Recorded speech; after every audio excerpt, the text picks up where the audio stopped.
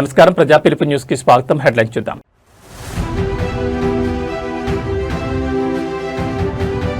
మార్కుల వేటలో సామాజిక బాధ్యత మర్చిపోతున్నాం.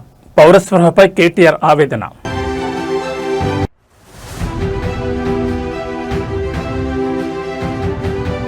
మేడ్చల్ హైవేపై బీఆర్ఎస్ రణఖర్చన. బండి భగీరథ్ ఫోటోల దహనం, అరెస్టుకు డిమాండ్.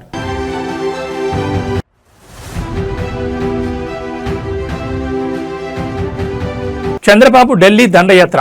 ఏపీ ప్రయోజనాల లక్ష్యంగా సీఎం కీలక పర్యటన.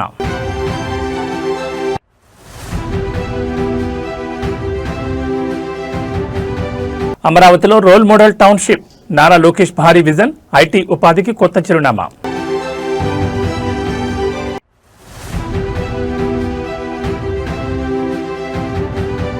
రేవంత్ రెడ్డి బండి సంజయ్ కుమ్మక్కయ్యారు. కేపీ వివేకానంద్ సంచలన ఆరోపణ. ఇక డీటెయిల్స్ చూస్తే, భారతీయ సమాజంలో నైతిక విలువల పతనం మరియు ట్రాఫిక్ నిబంధనల ఉల్లంఘనపై బీఆర్ఎస్ నేత కేటీఆర్ కీలక వ్యాఖ్యలు చేశారు. మన దేశంలో చాలా మందికి కనీస ట్రాఫిక్ సెన్స్ లేదని, ఇది మన విద్యా వ్యవస్థ వైఫల్యమేనని ఆయన అభిప్రాయపడ్డారు. పిల్లలకు కేవలం మార్కుల కోసమే చదువు చెప్తున్నాం తప్ప సామాజిక బాధ్యతను నేర్పించడంలో విఫలమవుతున్నామంటూ ఆయన చేసిన వ్యాఖ్యలు ఇప్పుడు చర్చనీయాంశంగా మారాయి. ఒక ప్రైవేట్ కార్యక్రమంలో విద్యార్థులు మరియు యువతను ఉద్దేశించి ప్రసంగించిన కేటీఆర్ అభివృద్ధి చెందిన దేశాలతో మన దేశాన్ని పోల్చారు. విదేశాల్లో అర్ధరాత్రి వేళ ఒక్క వాహనం లేకపోయినా రెడ్ సిగ్నల్ పడితే ఆగుతారు. కానీ మన దగ్గర పోలీసులు లేకపోతే ట్రాఫిక్ సిగ్నల్స్ ఎవరూ పట్టించుకోరని కేటీఆర్ ఆవేదన వ్యక్తం చేశారు. మన దగ్గర ట్రాఫిక్ సెన్స్ అనేది ఇంకా మెరుగుపడాల్సిన అవసరం ఉందని పేర్కొన్నారు. చిన్నతనం నుంచే పిల్లలకు పౌర బాధ్యతలు నేర్పించడంలో మన పాఠశాలలు, విద్యా వ్యవస్థ విఫలమవుతున్నాయని ఆయన విమర్శించారు. ర్యాంకులు, మార్కుల వేటలో సమాజం పట్ల బాధ్యతను విస్మరిస్తున్నామని మండిపడ్డారు. కేవలం ప్రభుత్వాలను విమర్శిస్తే సరిపోదని, పౌరులకు మనలో కూడా మార్పు రావాలని కేటీఆర్ పిలుపునిచ్చారు. సామాజిక స్పృహ కలిగిన విద్యా విధానం రావాలని, అప్పుడే దేశం నిజమైన అభివృద్ధి సాధిస్తుందని ఆయన స్పష్టం చేశారు. కేటీఆర్ చేసిన ఈ వ్యాఖ్యలపై నెటిజన్లు రకరకాలుగా స్పందిస్తున్నారు. ఆయన చెప్పింది 100% నిజమని కొందరు అంటుంటే, విద్యా వ్యవస్థలో మార్పులు తీసుకురావాల్సిన బాధ్యత కూడా పాలకులదేనని మరికొందరు గుర్తు చేస్తున్నారు. అందరం సక్సెస్ కాలేకపోవచ్చు. నేను క్రికెటర్ కావాలనుకుంటుండొచ్చు, నాకు క్రికెట్ ఆడుతుండొచ్చు, కానీ మన దేశంలో క్రికెటింగ్ ఛాలెంజ్ చాలా ఎక్కువ ఉంది. కాబట్టి నేను ఒక వైభవ్ సూర్యవంశీ లెక్కనో, లేకపోతే యశస్వి జైస్వాల్ లెక్కనో, విరాట్ కోహ్లీ లెక్కనో, రోహిత్ శర్మ లెక్కనో నేను సక్సెస్ కాలేకపోవచ్చు. కానీ at least I would have tried, at least I would have chased my dream. So మీకు ఇష్టమైన సబ్జెక్టు, ఇష్టమైన పని చేసే ఫ్రీడమ్ ఉండడమే నా దృష్టిలో success. Whether you become super successful or not, that's secondary, but you should be able to pursue. But at the same time please listen to your parents, because వాళ్ళకు కూడా కొన్ని డ్రీమ్స్ ఉంటాయి. మీరంటే మీరు అన్నారు, మా డాడీ చెప్పింది కాబట్టి, మా అమ్మ చెప్పింది కాబట్టి అన్నారు. నేనేమంటానంటే, ఇష్టంతో చేస్తేనేమో ఏది కష్టం అనిపించదు. ఇష్టంతో చేస్తే ఇప్పుడు కొంతమందికి ఇక్కడ ఇన్స్టా ఎంతమంది ఉన్నారు ఇందులో? మిగతా వాళ్ళు కూడా ఉంటారు, అబద్ధాలు చెప్పకండి. ఇన్స్టాలు, సోషల్ మీడియాలు, లేక మీకు ఇష్టమైన పనులు, సినిమాలు, లేదా క్రికెట్లు, లేదా sports, what ever you do it with passion. నీకు ఇష్టమని చేస్తేనేమో కష్టం అనిపించదు. బట్ ఇది చాలా చిన్న ప్రాబ్లం. ఎడ్యుకేషన్, చదువు చిన్న ప్రాబ్లం. లైఫ్లో రాను మీరు ముందుకు పోయే కొద్దీ ఇంకిన్ని కొత్త ఛాలెంజ్లు వస్తాయి. చదువు అయిపోతుంది, అయిపోయాక మంచి మార్కులు రావాలి, మంచి యూనివర్సిటీ రావాలి, మళ్ళీ మంచి యూనివర్సిటీ అయిపోయాక అయితే మంచి ఉద్యోగం రావాలి, లేదా నువ్వు సొంతంగా ఏమైనా చేయాలి. Every stage of life you will run into challenges. But what I would only say to all of you is, traffic sense లేదు మనోళ్ళకి. వన్ వేలో ఎదురుగా వస్తారు, అంటే ఎక్కడ పడితే అక్కడ రోడ్ ఇష్టం ఉన్నట్టు మలుపుతారు. రోడ్ ఇట్లా తిరిగి వచ్చేది, యూటర్న్ కొట్టేది ఉంటే కూడా కొట్టరు. మన ఎడ్యుకేషన్ సిస్టంలో పిల్లలకు చిన్నప్పుడు అది నేర్పియరు. ట్రాఫిక్ సెన్సు, సివిక్ సెన్సు అవి నేర్పరు. మీకు ఇప్పుడు నేర్పకపోతే మీరు పెద్దోళ్ళే, మీరు కూడా ఖరాబ్ అయిపోతారు. వాస్తవానికి ఏంటంటే ఎడ్యుకేషన్లో ఈ ప్రాక్టికల్ ఆస్పెక్ట్ లేదు ఇండియాలో. I would like to see that change. These 3 things: practical exposure to industry so that you actually are in tune with the need of the market. Secondly, basic civic sense. ఇవన్నీ కూడా మారడానికి చిన్నప్పుడే అవకాశం ఉంటుంది. కాబట్టి these are the things I would. And also long term changes like environment etcetera they also have to become part of the curriculum. That's what I would change. నాకేమనిపిస్తుంది అంటే, ఆనెస్ట్గా చెప్తున్నా, పని చేసుకుంటూ పోయే క్రమంలో, ఫర్ ఎగ్జాంపుల్ మొన్న 2023లో మేము ఎలక్షన్లలో ఓడిపోయాం. కష్టపడ్డాం, ఎఫర్ట్ పెట్టినాం, తిరిగినాం, పని చేసినాం. బట్ పీపుల్ సెడ్ ఓకే, మీరు ఈసారి వద్దు అని ఓటేయలేదు. ఓకే, సో దాన్ని ఫెయిలియర్గా నువ్వు తీసుకుంటే ఒక తిరిగా తీసుకోవచ్చు. అయ్యో ఫెయిల్ అయిపోయినా అని బాధపడవచ్చు. నేను అట్లా అనుకోవట్లేదు. నేనేమనుకుంటున్నా అంటే, people gave me a new role. నాకు వేరే ఒక కొత్త రోల్ ఇచ్చారు. ఆపోజిషన్లో ఉండి గవర్నమెంట్ సరిగ్గా పనిచేయకపోతే వాళ్ళ సంగతి చూడమన్నారు, చూస్తున్నా. సో నేను the way I treat life is, there's a beautiful saying beta Lucy. It says life is what happens when you make other plans. It's a very beautiful saying. అంటే నువ్వేమో ఒక ప్లాన్ వేసుకొని నడుస్తుంటావు, but life sometimes throws curve ball, sometimes throws bouncers అంటారు కదా క్రికెట్లో.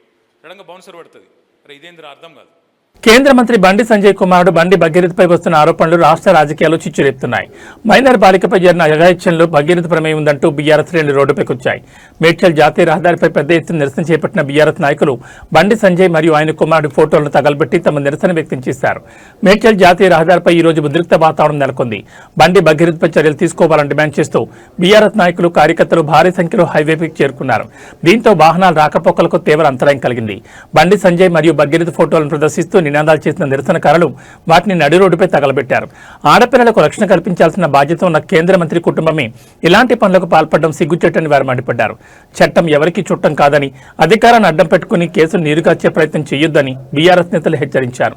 భగీరథను వెంటనే arrest చేసి బాధితురాలకు న్యాయం చేయాలని డిమాండ్ చేశారు. నిరసనకారులను అడ్డుకునేందుకు పోలీసులు ప్రయత్నించడంతో స్వల్ప తోపులాట జరిగింది. అనంతరం పలువురు బీఆర్ఎస్ నాయకులను పోలీసులు అదుపులోకి తీసుకుని స్టేషన్ తరలించారు. ఈ ఘటనపై బీజేపీ నేతలు కుట్ర అని ఆరోపిస్తుండగా క్షేత్రస్థాయిలో బీఆర్ఎస్ తన పోరాటాన్ని ఉధృతం చేస్తోంది.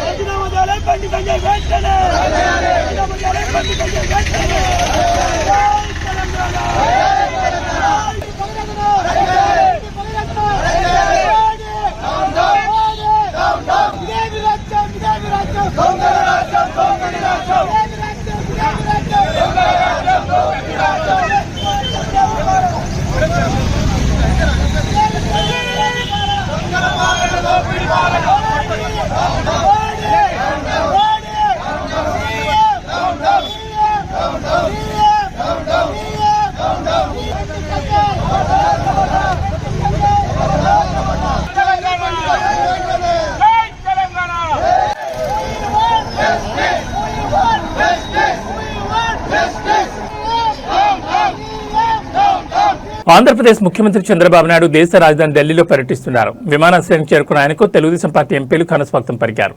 అనంతరం ఏపీ భవన్లో ఎంపీలతో సమావేశమైన సీఎం రాష్ట్ర ప్రయోజనాలు మరియు కేంద్రం నుంచి రావాల్సిన నిధులపై దిశానిర్దేశం చేశారు.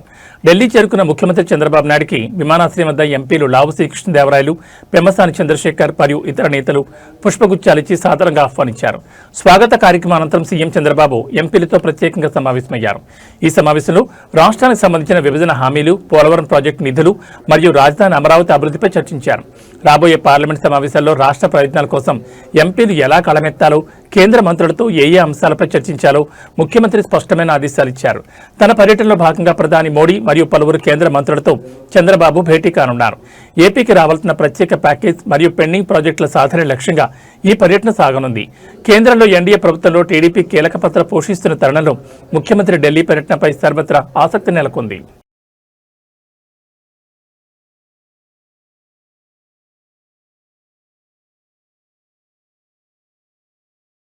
ఆంధ్రప్రదేశ్ రాజధాని అమరావతి నిర్మాణంలో మరో అడుగు ముందుకు పడింది. అమరావతిలో నిర్మించబోయే ఇంటిగ్రేటెడ్ టౌన్షిప్ భారతదేశానికి ఒక రోల్ మోడల్గా నిలుస్తుందని రాష్ట్ర ఐటీ ఎలక్ట్రానిక్స్ శాఖ మంత్రి నారా లోకేష్ ధీమా వ్యక్తం చేశారు. అత్యాధునిక వసతులతో కూడిన ఈ టౌన్షిప్ పనులను వేగవంతం చేయాలని అధికారులను ఆదేశించారు. రాజధాని అభివృద్ధిపై నిర్వహించిన సమీక్షా సమావేశంలో మంత్రి నారా లోకేష్ కీలక అంశాలను ప్రస్తావించారు. కేవలం ఇళ్లు, కార్యాలయాలే కాకుండా విద్య, వైద్యం, వినోదం మరియు ఉపాధి అవకాశాలు ఒకే చోట లభించేలా ఈ ఇంటిగ్రేటెడ్ టౌన్షిప్ ని డిజైన్ చేస్తున్నట్లు లోకేష్ తెలిపారు. ఇది దేశంలోని ఇతర నగరాలకు ఒక మోడల్గా ఉంటుందని పేర్కొన్నారు. ఈ ప్రతిష్టాత్మక ప్రాజెక్టు కోసం ప్రపంచ బ్యాంక్ నుంచి అవసరమైన ఆర్థిక మరియు సాంకేతిక మద్దతు తీసుకోవాలని అధికారులకు సూచించారు. అంతర్జాతీయ ప్రమాణాలకు అనుగుణంగా మౌలిక సదుపాయాల కల్పన ఉండాలని స్పష్టం చేశారు. టౌన్షిప్ నిర్మాణానికి సంబంధించిన విధి విధానాలను వీలైనంత త్వరగా ఖరారు చేయాలని, పనుల్లో జాప్యం జరగకుండా చూడాలని అధికారులను ఆదేశించారు. రాజధానిలోని ఐటీ మరియు ఎలక్ట్రానిక్స్ రంగానికి తోడుగా ఈ టౌన్షిప్ అభివృద్ధి చెందుతుందని, తద్వారా వేలాది మంది యువతకు ఉపాధి లభిస్తుందని లోకేష్ ఆశాభావం వ్యక్తం చేశారు.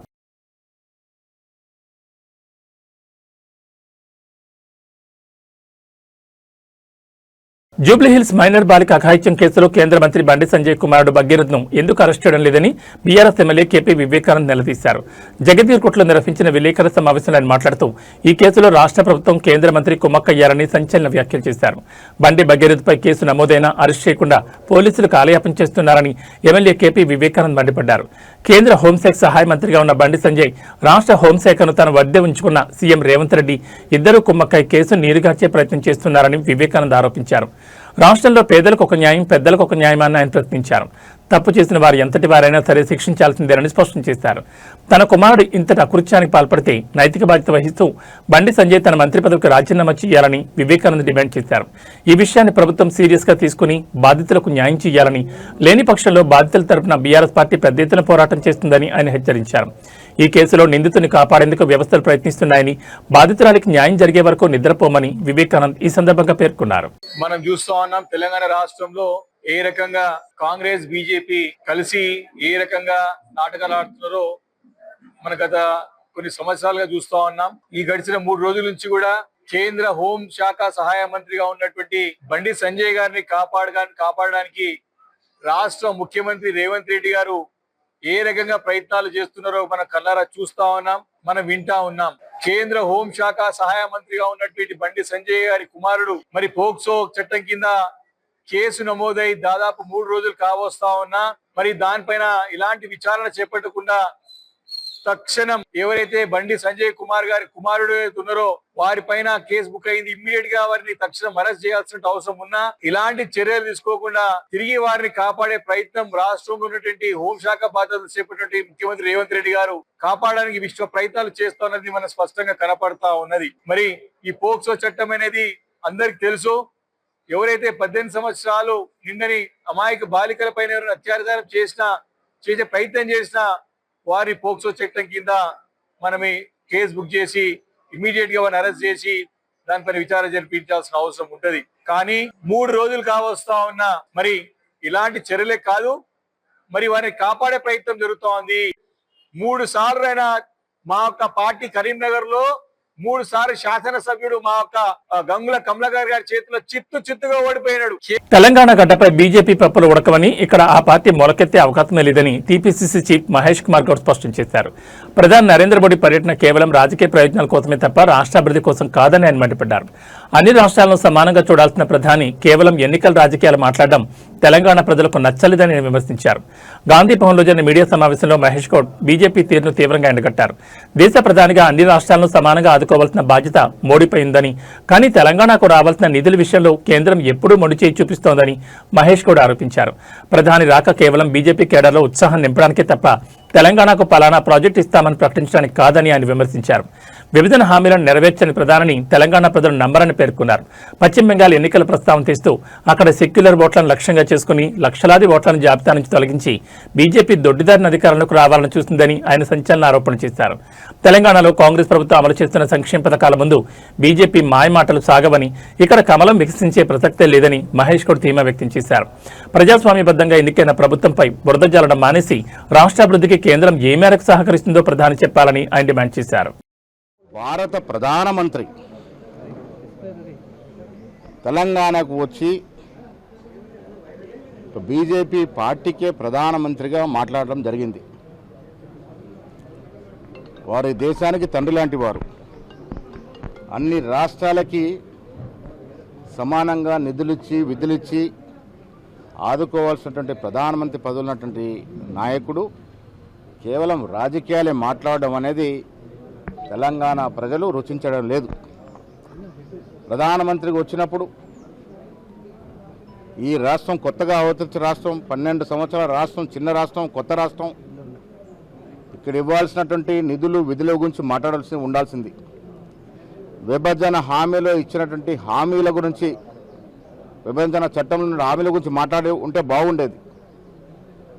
ఈ రాష్ట్రాన్ని అన్ని రకాలుగా ఆదుకోవాల్సినటువంటి ప్రధానమంత్రి గారు కేవలం రాజకీయాలు మాట్లాడి ఈ రాష్ట్రంలో మేమే వస్తామనే మాట చెప్పడం, వారు బీజేపీ పార్టీ కొరకే వచ్చినట్టుగా కనబడతా ఉంది. వారు ప్రధానమంత్రి హోదాలో వచ్చినారు. ప్రధానమంత్రి హోదాలో రాష్ట్రానికి ఇవ్వాల్సినటువంటి అభివృద్ధి గురించి మాట్లాడుంటే సంతోషించే వాళ్ళం. బహుశా ప్రధానమంత్రి గారికి తెలియదు ఈ రాష్ట్రం యొక్క స్థితిగతులు, ఈ రాష్ట్రం యొక్క భౌగోళిక కుల సమీకరణలు. గుజరాత్లోని ప్రసిద్ధ జ్యోతిర్లింగ క్షేత్రం సోమనాథ్లో ఆధ్యాత్మిక సందడి నెలకొంది. సోమనాథ్ ఆలయ పునర్నిర్మాణం జరిగి 75 వసంతాలు పూర్తయిన సందర్భంగా నిర్వహిస్తున్న ప్రత్యేక వేడుకల్లో ప్రధాని నరేంద్ర మోడీ పాల్గొన్నారు. అంతకుముందు సోమనాథ్ వీధుల్లో ప్రధాని నిర్వహించిన భారీ రోడ్ షోకు జన నీరాజనం లభించింది. భక్తుల జయజయధ్వానాల మధ్య సాగిన ప్రధాని పర్యటన చూస్తే ప్రధాని మోడీ తన సొంత రాష్ట్రమైన గుజరాత్లో పర్యటిస్తూ సోమనాథ్ ఆలయాన్ని సందర్శించారు. స్వాతంత్ర అనంతరం సర్దార్ వల్లభాయ్ పటేల్ చొరవతో పునర్నిర్మించబడిన సోమనాథ్ ఆలయం నేటితో 75 ఏళ్లు పూర్తి చేసుకుంది.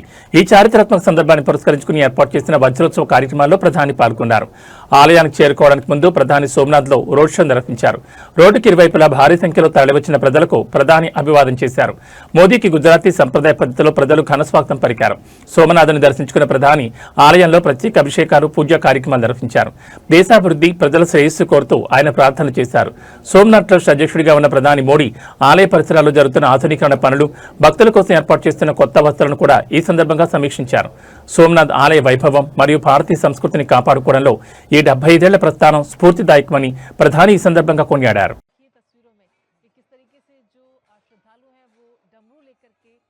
प्रधानमंत्री नरेंद्र मोदी के स्वागत में दोनों ओर लंबी कतारों में लोग खड़े हुए हैं और सिर्फ उस पल के इंतजार में जब अमृत महोत्सव, सोमनाथ अमृत महोत्सव की जो झलक हम सभी को आज नजर आई, क्योंकि अपने आप में ये ऐतिहासिक दिन भी है। 75 वर्ष इसके पुनर्निर्माण के और डमरू की गूंज से स्वागत प्रधानमंत्री नरेंद्र मोदी का। हालांकि इस मंदिर की अगर हम बात करें तो शाश्वत ज्योति जो कि समय और संघर्षों के साथ आगे बढ़ता है, जहां पर संस्कृति की भी झलक दिखाई देती है, विकास भी और साथ साथ विरासत भी। बिल्कुल, और ये आप देखिए तस्वीरें, इसमें जो जिस तरह से केले के पत्ते लगाए गए हैं, जिस तरह से बंधनवार बनाए गए हैं, वो एक मंदिर के प्रांगण के अनुरूप है। और जो तमाम सारे जो श्रद्धालु हैं वो प्रधानमंत्री नरेंद्र मोदी की एक झलक पाने के लिए, आप देखिए दोनों तरफ किस तरह से फूलों की वर्षा भी कर रहे हैं और वो लगातार प्रधानमंत्री को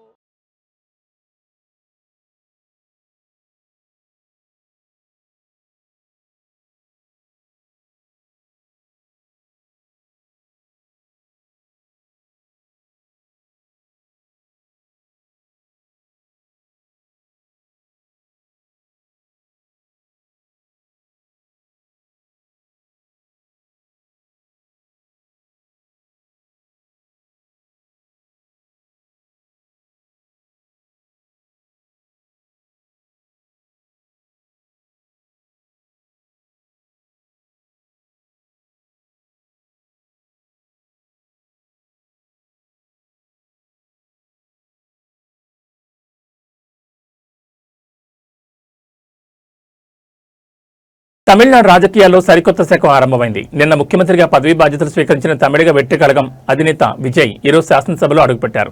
పెరంబూర్ నియోజకవర్గ ఎమ్మెల్యేగా ఆయన ఈరోజు ప్రమాణ స్వీకారం చేశారు.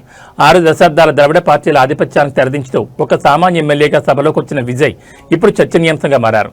చెన్నైలోని సెక్రటరియట్ అసెంబ్లీ హాల్లో జరిగిన ఈ కార్యక్రమంలో ప్రొటెం స్పీకర్ ఎంవి కరుప్పయ్య విజయ్తో ప్రమాణ స్వీకారం చేయించారు. తొలుత తిరుచిరాపల్లి ఈస్ట్ నుండి పోటీ చేసే ఆలోచన ఉన్నప్పటికీ అంతిమంగా పెరంబూర్ నియోజకవర్గం నుండి భారీ మెజార్టీతో గెలుపొందిన విజయ్ అదే స్థానం నుండి ఎమ్మెల్యేగా సభలో బాధ్యతలు చేపట్టారు.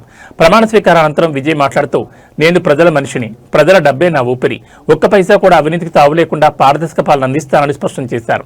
మహిళా భద్రత, ఉచిత విద్యుత్ వంటి అంశాలపై తొలి సంతకం చేసినట్లు ఆయన గుర్తు చేశారు. టీవీకే పార్టీకి చెందిన ఇతర ఎమ్మెల్యేలు కూడా ఈ రోజు వరుసగా ప్రమాణ స్వీకారం చేశారు. సభలో యువరక్తం, కొత్త ఆలోచనలతో రాష్ట్ర ప్రగతికి బాటలు వేస్తామని వారు ధీమా వ్యక్తం చేశారు. దశాబ్దాల కాలంగా అధికారంలో ఉన్న డీఎంకే, ఏఐడీఎంకే పార్టీలకు విజయ్ విజయం పెద్ద షాక్ ఇచ్చింది. అయినప్పటికీ ప్రజాస్వామ్యబద్ధంగా ఎన్నికైన కొత్త ప్రభుత్వానికి పలువురు నేతలు శుభాకాంక్షలు తెలిపారు. ముఖ్యమంత్రిగా మంత్రిగా ఎమ్మెల్యేగా ద్వంద్వ బాధ్యతలు చేపట్టిన విజయ్ రాష్ట్ర ఖజానాపై శ్వేతపత్రం విడుదల చేస్తానని ప్రకటించడం సంచలనంగా మారింది. சி ஜோசப் விஜய் எனும் நான் சட்ட முறைப்படி நிறுவப்பெற்றுள்ள இந்திய அரசமைப்பு சட்டத்தில் உண்மையான நம்பிக்கையும் பற்றுறுதியும் கொண்டிருப்பேன் என்றும் இந்திய நாட்டின் இறையாண்மையையும் ஒருமைப்பாட்டையும் நிலைநிறுத்துவேன் என்றும் நான் மேற்கொள்ள இருக்கும் கடமையை நேர்மையுடன் நிறைவேற்றுவேன் என்றும் உளமாற உறுதி கூறுகிறேன்.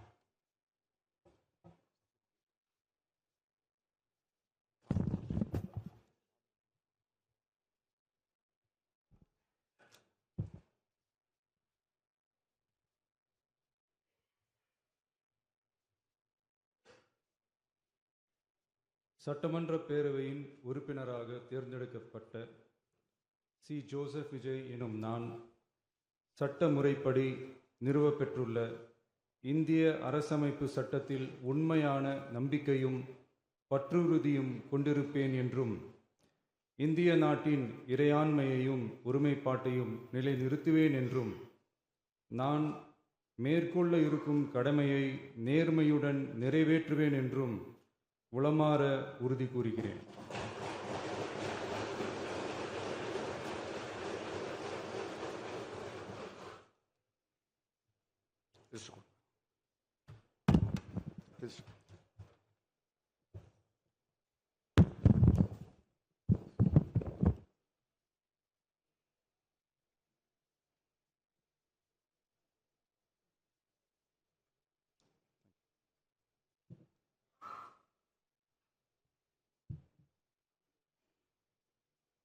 மாண்புமிகு திரு డబ్బులు విత్డ్రా చేసుకునేందుకు ఏటీఎం సెంటర్కి వెళ్తాం, కానీ అక్కడ డబ్బులకు బదులు కత్తెర్లు దువ్వెన్లు కనిపిస్తే అవును, మీరు విన్నది నిజమే.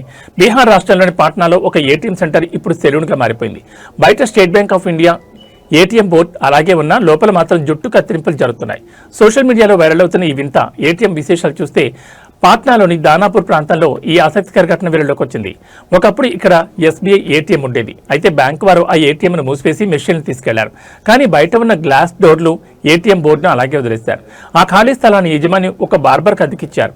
సదరు సెలూన్ యజమాని ఏటీఎం బోర్డును తీసేయకుండానే లోపల తన కత్తెరకు పనిచేపడం మొదలుపెట్టాడు. ఏటీఎం బోర్డు చూసి డబ్బుల కోసం లోపలికి వెళ్తున్న జనం అక్కడ జుట్టు కత్తిరించుకుంటున్న వారిని చూసి అవాక్కవుతున్నారు. నెటిజన్లు దీన్ని క్యాష్ విత్డ్రా సెంటర్ కాదు, కేష్ విత్డ్రా సెంటర్ అంటూ సరదాగా కామెంట్లు చేస్తున్నారు. ప్రస్తుతం ఈ హెయిర్ కటింగ్ ఏటీఎంకి సంబంధించిన వీడియోలు సోషల్ మీడియాలో విపరీతంగా షేర్ అవుతున్నాయి. రీల్స్ చేసే యువతకు ఇదొక కొత్త డెస్టినేషన్గా మారిపోయింది. ఎక్కడైనా ఏటీఎం అంటే ఆటోమేటెడ్ టెల్లర్ మిషన్, కానీ ఇక్కడ మాత్రం ఆల్ టైమ్ మోడర్న్ సెలూన్ అని స్థానికులు నవ్వుకుంటున్నారు.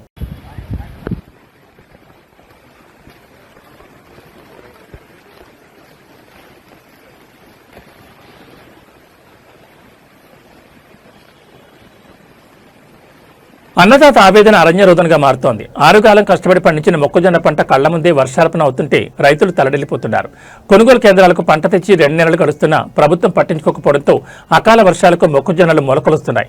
అటు పాలకుల నిర్లక్ష్యం, ఇటు ప్రకృతి కోపంతో దిక్కుతోచని స్థితిలో ఉన్న రైతులు తమ గోడు వినడానికి ఎమ్మెల్యేలు ఎక్కున్నారంటూ నిలదీస్తున్నారు. రైతుల పరిస్థితి ప్రస్తుతం అత్యంత దయనీయంగా మారింది. మార్కెట్ యార్డులు, కొనుగోలు కేంద్రాల వద్ద గుట్టలుగా పోసిన మొక్కజొన్నలు ఇప్పుడు పనికి రాకుండా పోతున్నాయి. పంట కోసి 2 నెలలు అవుతోంది. ఇప్పటి వరకు ఏ అధికారి వచ్చి కొనుగోలు చేయలేదు. తేమ శాతం పేరుతో కాలయాపన చేస్తూ మా ప్రాణాలతో ఆడుకుంటున్నారని రైతులు ఆవేదన వ్యక్తం చేస్తున్నారు. గత కొన్ని రోజులుగా కురుస్తున్న అకాల వర్షాలతో మొక్కజొన్న పంట తడిసి ముద్దైంది. కుప్పల వద్ద నీరు నిలిచిపోవడంతో గింజల నుంచి మొలకలొస్తున్నాయి. దీంతో గిట్టుబాటు ధర దేవుడెరుగు, అసలు పెట్టుబడి కూడా వచ్చేలా లేదని రైతులు కన్నీరు పెట్టుకుంటున్నారు. ఏ రాత్రి ఏ ప్రమాదం జరుగుతుందో, ఎప్పుడు వర్షం పడుతుందో అని కంటి మీద కునుకు లేకుండా ఇక్కడే కాపలా ఉండాల్సి వస్తోంది. పాములు, తేళ్ల భయం ఉన్న పంటను కాపాడుకోవడానికి ప్రాణాలకు తెగించి ఉంటున్నామని రైతులు వాపోతున్నారు.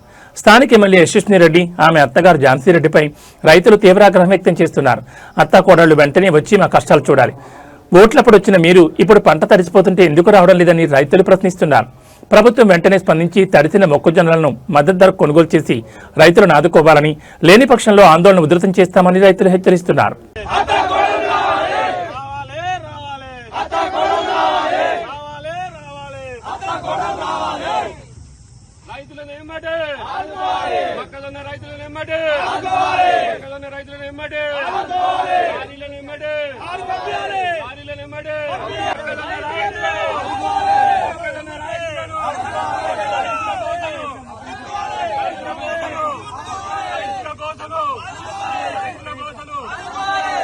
మొక్కజొన్నలు తీసుకొచ్చి ఇప్పటికీ 2 నెలలు దాటుతుంది.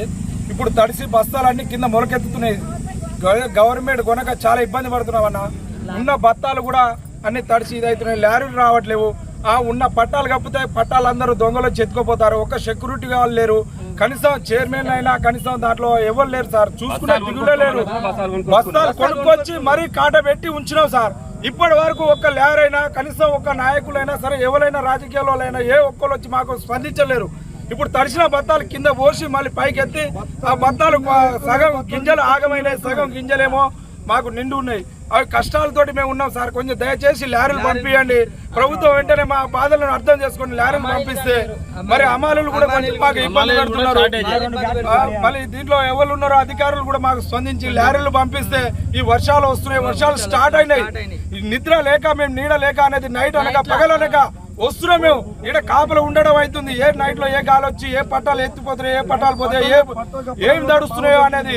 పట్టాలు కూడా ఎత్తుకోపోతున్నారు. ఇప్పటికే 5-6 పట్టాలు ఎత్తుకోపోయారు. ఒక్కొక్కరు 5-6 వేలు పట్టాలు కప్పలేక ఈ గాలికి ఆపుకోలేక పట్టాలు కూడా ఎగిరిపోతున్నాయి. మనుషులు కూడా 2-3 నైట్ లో రాగానే పడుతున్నారు. ఒక్కసారి అయితే స్పందించండి గవర్నమెంట్. దయచేసి మా వైపు చూడండి, రైతుల వైపు చూడండి. ఒకసారి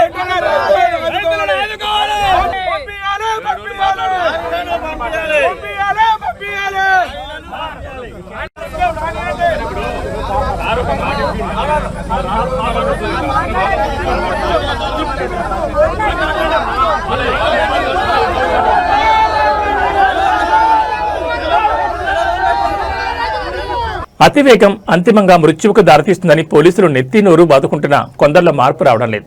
స్పోర్ట్స్ బైక్ ఉంది కదా అని గాలి వేగంతో దూసుకెళ్లిన ఒక యువకుడి నిర్లక్ష్యం ఒకే కుటుంబానికి చెందిన 3 పాటు తన ప్రాణాన్ని కూడా బలి తీసుకుంది. మహబూబ్నగర్ జిల్లా పాలకొండ బైపాస్ వద్ద జరిగిన ఈ హృదయ విదారక ఘటనలో 5 మృతి చెందారు. హైదరాబాద్ చెందిన యాకూబ్ అఫ్జల్ అనే యువకుడు తన స్నేహితుడితో కలిసి స్పోర్ట్స్ బైక్ పై మహబూబ్ నగర్ వైపు వెళ్తున్నాడు. పాలకొండ బైపాస్ రోడ్డు వద్ద యాకూబ్ తన బైకును ఏకంగా 140 కిలోమీటర్ల వేగంతో నడిపాడు. అదే సమయంలో అక్కడ యూటర్న్ తీసుకుంటున్న ఒక కారును బైక్ అత్యంత వేగంగా బలంగా ఢీకొట్టింది. ఈ బీభత్సమైన ప్రమాదంలో కారు వెనక సీట్లోకి వచ్చిన అర్షియా బేగంతో పాటు 7 ఏళ్ల ఉజేపా, 2 ఏళ్ల అమర్ అనే చిన్నారులు అక్కడికక్కడే మృత్యుపడ్డారు. కళ్ల ముందే పసికందుల ప్రాణాలు వదలడం స్థానికులను కలిచివేసింది. కారును ఢీకొట్టిన ధాటికి బైకర్ యాకూబ్ అఫ్జల్ మరియు వెనుక కూర్చున్న అతని స్నేహితులు కూడా మరణించారు. ప్రమాద తీవ్రతకు బైక్ నుజ్జునుజ్జు కాగా కారు కూడా పూర్తిగా ధ్వంసమైంది. సమాచారం అందుకున్న పోలీసులు ఘటనా స్థలాన్ని చేరుకుని మృతదేహాలను పోస్టుమార్టం నిమిత్తం తరలించారు. హైవేలపై అతివేగం వద్దని, ఇలాంటి స్పోర్ట్స్ బైకుల విషయంలో యువత జాగ్రత్తగా ఉండాలని పోలీసులు మరోసారి హెచ్చరించారు. నిమిషాల వేగం నిండు 100 ఏళ్ల జీవితాలు నాశనం చేసింది. ఒకరి నిర్లక్ష్యానికి అమాయక చిన్నారులు బలికావడం తీవ్ర విషాదాన్ని నింపింది.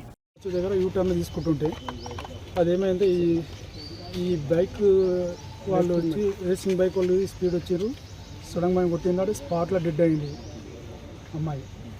తర్వాత 2 పిల్లలు చనిపోయారు. టోటల్ 3. అందరు సీరియస్ ఉన్నారు. ఇప్పుడు ఇంకో హాస్పిటల్ ఉన్నారు. ఆ ప్లాన్ది సర్జరీ అవుతుంది అంటారు. ఇప్పుడు 11 గంటలకు. చాలా క్రిటికల్ ఉంది కేసు. మొత్తం చాలా ఘోరం ఉంది. ఏదో వీళ్ళు చాలా ఉన్నోళ్ళు కాదు. వీళ్ళు మాస్ వాళ్ళు వీళ్ళు చాలా. అయితే వీళ్ళ కొరకు ఏమన్నా నాకు పనిష్మెంట్ కావాలి. ఏమన్నా వీళ్ళ దగ్గరికి వెళ్ళి వాళ్ళ బైకులు అంతా వాళ్ళ మీద అందరికి కేసు పెట్టాలి. ఇటు బైకులు మళ్ళీ ఇటు రావద్దు మా సైడు. మన మామనాథ్ డిస్టిక్లో వాళ్ళు హైదరాబాద్కి వెళ్ళి వచ్చి ఇక్కడ బైకులు రేస్ చేసుకుంటా వేరే ప్రాణాలు తీస్తున్నారు వీళ్ళు. అతి ఘోరం ప్రమాదమైంది. ఎన్ని బైకులు ఉన్నాయి? మొత్తం 12 బైకులు ఉన్నాయి. 12 బైకులు ఉన్నాయి. వాళ్ళ ఈ మొత్తం మా తోటి షూరిటీస్ ఉన్నాయి. వాళ్ళవి బైకులు అన్నీ ఉన్నాయి.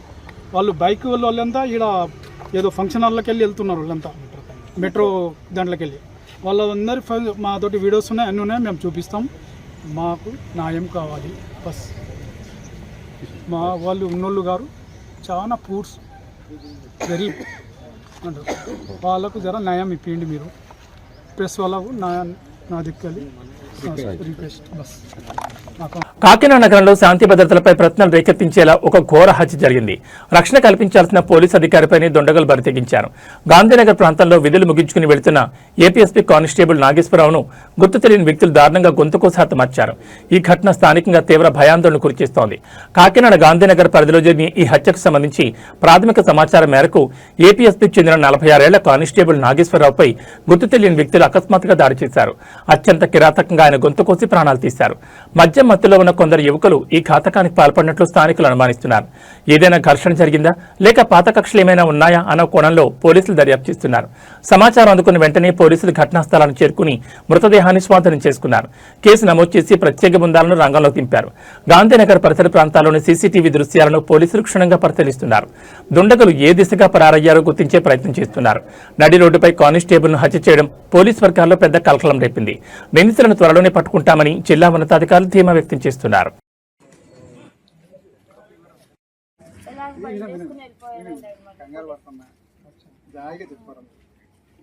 ఒకటి బండిలో వచ్చారు.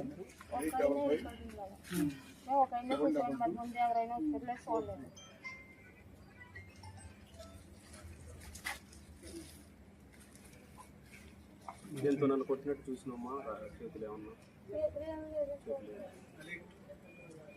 నేలకేసి కొట్టినట్టు అనిపించిందా?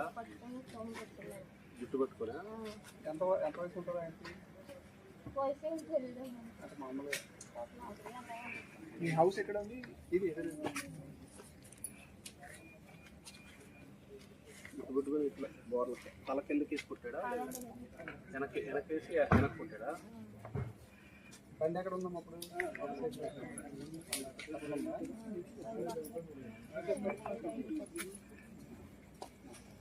ఏమైనా అన్నాడు? ఏమైనా మాటలు అన్నాడా? చూసాడా? ఆ టైంలో కొట్టేటప్పుడు ఏమైనా అన్నాడు? ఒక 2-3 నిమిషాలు ఇద్దరు కలిసి ఉంటారు సార్. కూర్చుంటే లేదు డిస్కషన్ పడి ఇక్కడ ఏమైనా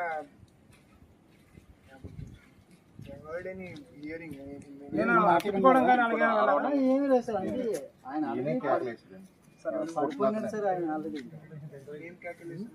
వయసు ఎంత ఉంటుంది? మంచిర్యాల ఆర్టీసీ డిపో వద్ద ఉధృత వాతావరణం నెలకొంది. విధుల్లోకి వెళ్లే ముందు నిర్వహించిన బ్రీత్ అనలైజర్ పరీక్షలు డ్రైవర్ల ఆగ్రహానికి కారణమయ్యాయి. తాము మద్యం సేవించుకున్న మెషిన్ మాత్రం తాగినట్లు రీడింగ్ చూపిస్తోందని, దీనివల్ల అధికారులు తమను అకారణంగా విధుల్లోకి తీసుకోవడం లేదని డ్రైవర్లు డిపో ఎదుట బైఠాయించారు. ఈ నిరసనతో బస్సులు ఎక్కడికక్కడ నిలిచిపోవడంతో ప్రయాణికులు తీవ్ర ఇబ్బందులు ఎదుర్కొంటున్నారు.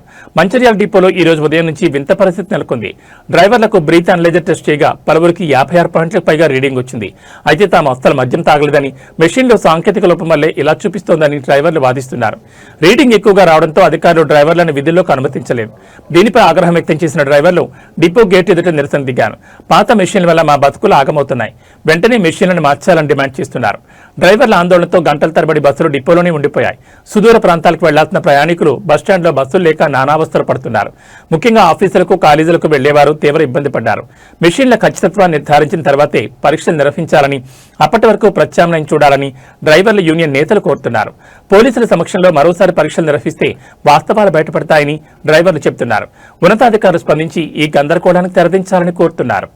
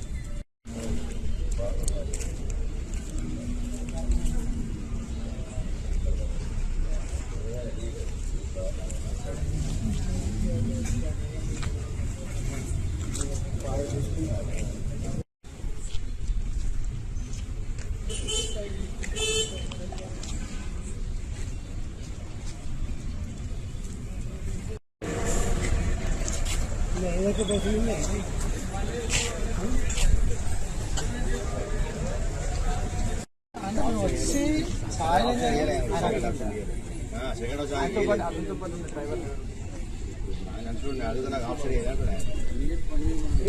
మీకే వదిలేస్తారు ఓకే సార్.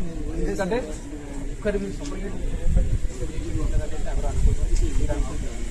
అది ఓపెన్గానే ఓపెన్ బయటనే ఇస్తారు. ఓపెన్ ఉన్నప్పుడు అప్పుడు ఉన్న వాళ్ళు ఉంటారు కదా, వాళ్ళు అడిగారు మీరే అడిగారు.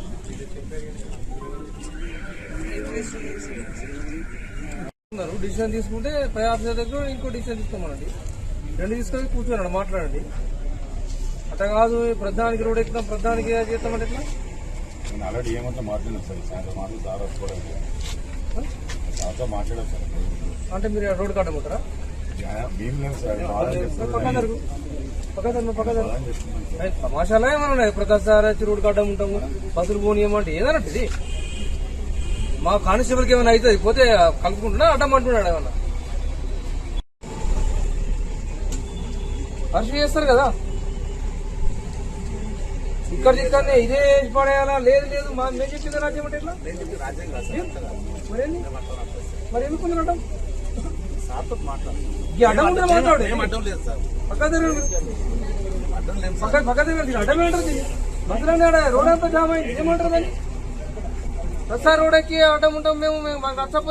ఓటర్ల జాబితా సవరణ ప్రక్రియపై కాంగ్రెస్ ఎంపీ శశి థరూర్ అంతర్జాతీయ వేదికపై ఆసక్తికర వ్యాఖ్యలు చేశారు. అమెరికాలోని శాన్ ఫ్రాన్సిస్కోలో బీజేపీ యువనేత తేజస్వి సూర్యతో కలిసి పాల్గొన్న ఒక చర్చా కార్యక్రమంలో ఆయన ఓట్ల తొలగింపు అంశాన్ని ప్రస్తావించారు. పశ్చిమ బెంగాల్లో లక్షలాది మంది ఓటర్ల తొలగింపు జరిగిందని, ఇది ప్రజాస్వామ్య ప్రక్రియలో ఆందోళన కలిగించే అంశమని ఆయన పేర్కొన్నారు. ఓటర్ల జాబితా సవరణ మరియు దేశంలో ఎన్నికల నిర్వహణపై శశి థరూర్ పలు గణాంకాలను బయటపెట్టారు. పశ్చిమ బెంగాల్లో సుమారు 91 లక్షల మంది ఓట్లను జాబితా నుంచి తొలగించారని శశి థరూర్ తెలిపారు. ఇందులో దాదాపు 31 లక్షల మంది అర్హులైన ఓటర్లు తమ ఓటు హక్కును వినియోగించుకోలేకపోయారని ఆయన ఆవేదన వ్యక్తం చేశారు. ఇది ఎన్నికల ఫలితాలపై ప్రభావం చూపే అవకాశం ఉందని అభిప్రాయపడ్డారు. అయితే ఇదే ఓటర్ల జాబితా సవరణ ప్రక్రియ తన సొంత రాష్ట్రమైన కేరళలో మాత్రం తమకు రాజకీయంగా కొంత లాభం చేకూర్చి ఉండవచ్చని థరూర్ వ్యాఖ్యానించడం విశేషం. బీజేపీ నేత తేజస్వి సూర్యతో కలిసి విదేశీ గడ్డపై భారత రాజకీయాలు మరియు ఎన్నికల సంస్కరణల గురించి శశి థరూర్ చేసిన ఈ చర్చ ఇప్పుడు రాజకీయ వర్గాల్లో హాట్ టాపిక్ గా మారింది. ఓటర్ల జాబితాలో లోపాలను సరిదిద్దడానికి సాంకేతికతను ఎలా ఉపయోగించాలనే అంశంపై ఇద్దరు నేతలు తమ భిన్న అభిప్రాయాలు పంచుకున్నారు. ఓట్ల తొలగింపై శశి థరూర్ చేసిన వ్యాఖ్యలు అటు బెంగాల్ రాజకీయాల్లో ఇటు జాతీయ స్థాయిలో ఎలాంటి చర్చకు దారితీస్తాయో చూడాలి. మరి Of the SIR, what I have said, they are legitimate questions to answer. Look at the Bengal case. 91 lakh names were struck off the rolls. Of those, 34 lakh living human beings have appealed, saying that they are around and they are legitimately entitled to vote. The rules have required each case to be adjudicated individually, so only a few hundred were adjudicated before the vote. To this day, there are some 32 lakh people who might be found to have been legitimate voters in the remaining years while the adjudication carries on, but they have missed their chance to vote. And the BJP won Bengal by a margin of 30 lakh votes. Now you tell me, is that entirely fair and democratic? This is the question that I ask. It's honestly, I have no problem with deleting spurious, deleted, absent, migrated voters. And particularly in Kerala, I suspect the Congress benefited from the deletions because the CPM was long a past master of double enrollment, triple enrollment, quadruple enrollment, the same people in 4 different booths and so on. That used to happen. And so they were eliminated by the SIR. And as you said, in Kerala and Tamil Nadu, there were very few appeals. But in Bengal, there is no doubt there were 34 lakh appeals. And that's 34 lakh forms filled by 34 lakh individuals. And of that, only a few hundred have been heard. So you might find a situation a couple of years from now that it turns out that most of these people have been heard. So you might find a situation a couple of years from now that it turns out that most of these people are found to be genuine, and unfortunately they've missed their opportunity to vote, and there's been a profound transformation as a result of that demographic change or that electoral roll change. That's the question. I'm not disagreeing with much of what you and Tejasvi have said, though I will disagree about some things when Tejasvi scores the political point about 65 years the Congress was in power. When Dr. Manmohan Singh made the statement you objected to, he was saying precisely because we haven't tried any sort of affirmative action of this nature for the minorities, they're still stuck in this kind of ghetto, and therefore we need some program to try and push. ఇవి bulletin విశేషాలు. మన బులెటిన్లో మళ్ళీ కలుసుకుందాం. నమస్కారం.